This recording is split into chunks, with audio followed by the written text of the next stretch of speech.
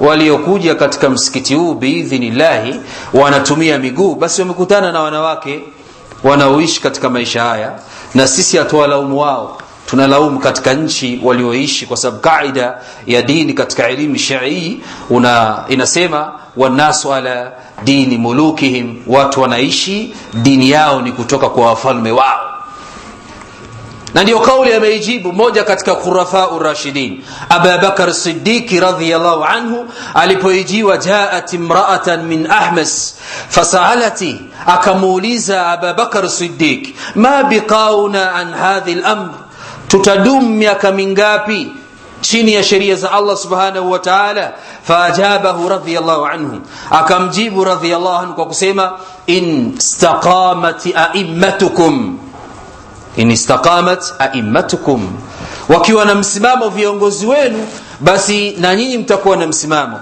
Lakini kama hawana msimamo viongozi wetu, na sisi hatuwezi kuwa na msimamo.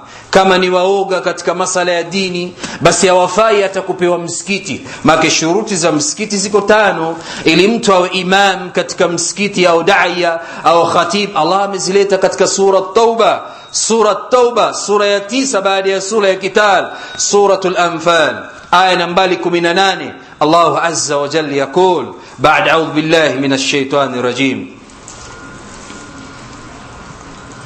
إنما يأمر المساجد الله من آمن بالله واليوم الآخر وأقام الصلاة وآتى الزكاة ولم يخش إلا الله إلا أدوات النصر، أدوات القصر يا أحبة في الله. ولم يخش إلا الله na asimuogope isipokuwa Allah subhanahu wa ta'ala. Baada ya mambo ya kawaida, Allah amekataa katika aya 17 sura hiyo, ma kana lil mushrikina an ya'muru masajid Allah shahidina ala anfusihim bil kufr, wameshuhudia katika ukafiri wao washirikina.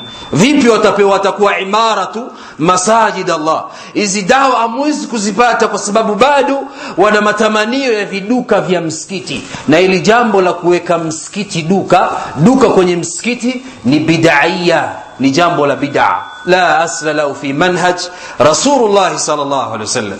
Rejeni katika manhaji ya mtume, na sisi tutaona inshallah msikiti wa mtume sallallahu alaihi wasallam ulikuwaje.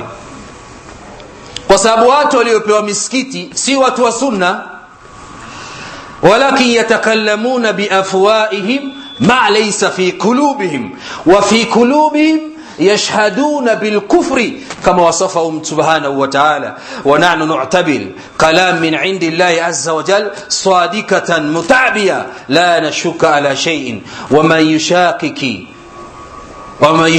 Allah wa rasulahu fa inna Allah shadidul 'iqab. Mwenye kuwa shaka na maneno haya ya Allah subhanahu wa ta'ala atambue kwamba Allah subhanahu wa ta'ala ni mkali sana wa kuadhibu.